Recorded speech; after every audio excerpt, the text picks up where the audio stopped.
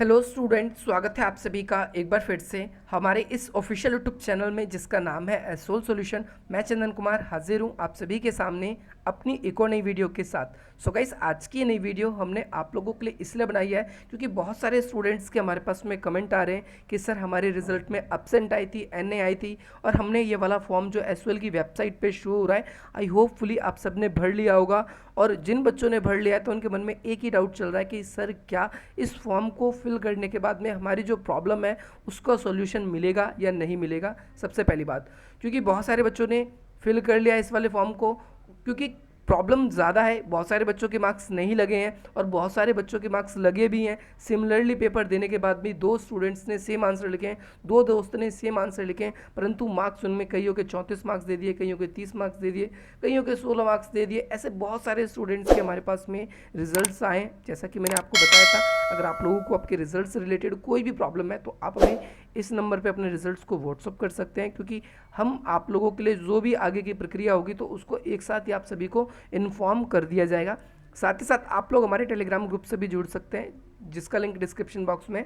तो यहाँ पर अब स्टूडेंट्स की दो कैटेगरी बन चुकी है। पहली कैटेगरी उन स्टूडेंट्स की बन चुकी है जिन बच्चों के ERI है यानी 36 से कम मार्क्स आए हैं। कुछ स्टूडेंट्स के ऐसी कैटेगरी बन गई जिनके रिजल्ट शो ही नहीं हो रहे। तो अब बच्चे, पहली बात तो ER वाले बच्चे ये पूछ रहे हैं कि क्या हमें भी ये फॉर्म भरना पड़ेगा कि नहीं भरना पड़ेगा, क्या हमारे मार्क्स इंप्रूव होंगे। और AB वाले जो स्टूडेंट्स हैं उनका भी यही कहना है कि सर हम ये फॉर्म फिल तो कर दें परंतु इससे हमारे मार्क्स इंप्रूव होंगे या नहीं, कहीं हमें एब्सेंटी तो नहीं लिखा हुआ छोड़ दिया जाएगा। तो ये एसओएल के रिजल्ट की सबसे बड़ी कमियों में से एक है, जो लास्ट ईयर भी हुई थी और अब की बार भी हुई है, और BA प्रोग्राम के स्टूडेंट्स के साथ में तो ये होता ही है।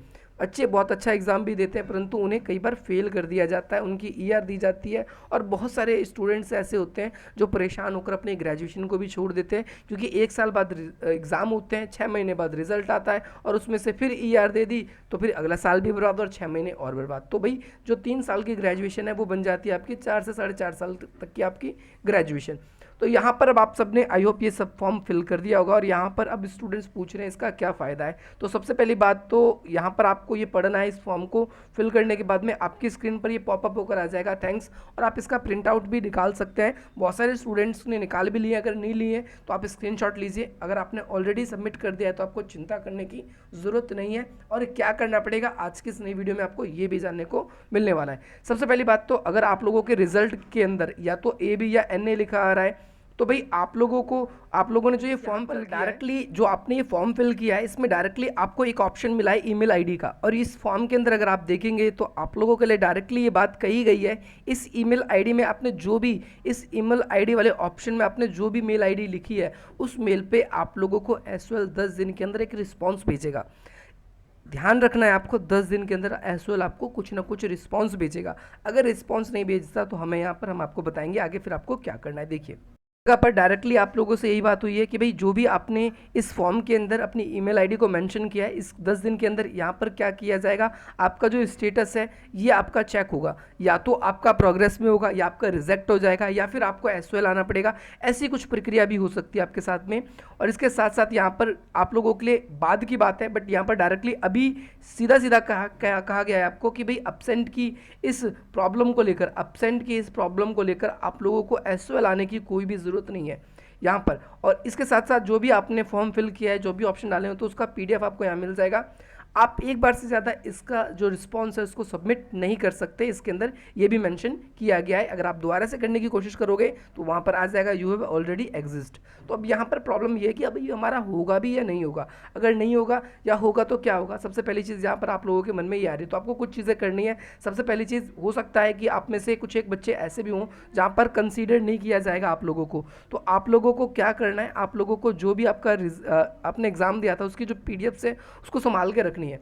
अगर आपके पास में PDF कल को नहीं भी है तो आप एक काम ज़रूर करेंगे, जिस भी दोस्त के पास आपको उस दिन का एग्ज़ाम की PDF मिल जाए तो आप उसको लेके रख लेना। उस PDF पे पहले पेज को चेंज कर दो और अपनी PDF बना के तैयार करके रख लो। ये है तो थोड़ा सा ऑफवर्ड या लीगल भी कह सकते हो, परंतु आपका साल खराब होने के लिए, बचाने के लिए काफ़ी है आपको, क्योंकि एसओएल भी अपनी कचरा बुद्धि से आपकी एग्ज़ाम्स को चेक कर रहा है। उसको पता ही नहीं, दो बच्चे एक जैसा एग्ज़ाम लिख रहे हैं और सेम आंसर जब लिखा है दोनों ने तो एक के मार्क्स को पास करना है, एक को एब्सेंट दिखाना, एक को नंबर 34 36 इससे भी कम दिखाना। तो भाई ये तो बहुत ही बड़ी बेवकूफ़ी है। तो आप लोगों को पीडीएफ संभाल के रखनी है, दूसरा काम ये करना है। तीसरी चीज़, आप लोगों को एसओएल की वेबसाइट से अपडेट रहना है।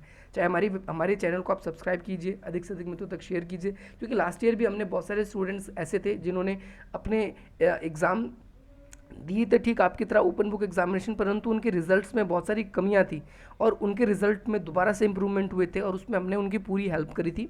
अगर आप लोगों के रिजल्ट में भी कोई दिक्कत है तो आप हमें कमेंट करके बताइए, अधिक से अधिक मित्रों तक शेयर कीजिए। और फिलहाल सबसे पहले आप एक फॉर्म को फिल करिए और दूसरी बात उस आंसर्स को भी ढूंढिए जिस सब्जेक्ट में भी आपको आ रहा है, क्योंकि मे भी पॉसिबल है आपको आगे क्या करना पड़ जाएगा। दो चीज़ें, एक तो आपको अपनी रिजल्ट की जो कॉपी है, आपको अपनी रिजल्ट की कॉपी सबसे पहली चीज़ ये, दूसरी चीज़ आप लोगों को आपकी आंसर शीट्स की जो पीडीएफ्स है वो, दूसरी चीज़ ये हो गई। तीसरी चीज़, आप लोगों को आपका आई कार्ड वगैरह जो फ्री रिसिप्ट है वो सारी चीज़ आपको मेंशन करनी होगी कि भाई मैंने एग्जाम दिया था। और चौथी से सबसे इंपॉर्टेंट, अगर आप लोगों ने अपना आंसर सबमिट किया था तो आपके पास में एक ईमेल आया होगा, सभी बच्चे ध्यान से सुनेंगे, आपके पास में एक ईमेल आपको वो ईमेल संभाल के रखना है। और वहाँ पर जब एसओएल के अंदर आप जाएंगे तो उनको दिखाएंगे भी कि सर हमने तो हमारा आंसर जो है वो सबमिट किया था और यहाँ पर एब्सेंट कैसे आ रहा है। यहाँ से तो आपको हमारे पास में मेल भी आया हुआ है, तो ये मेल आप लोगों को ध्यान से संभाल के रखना है।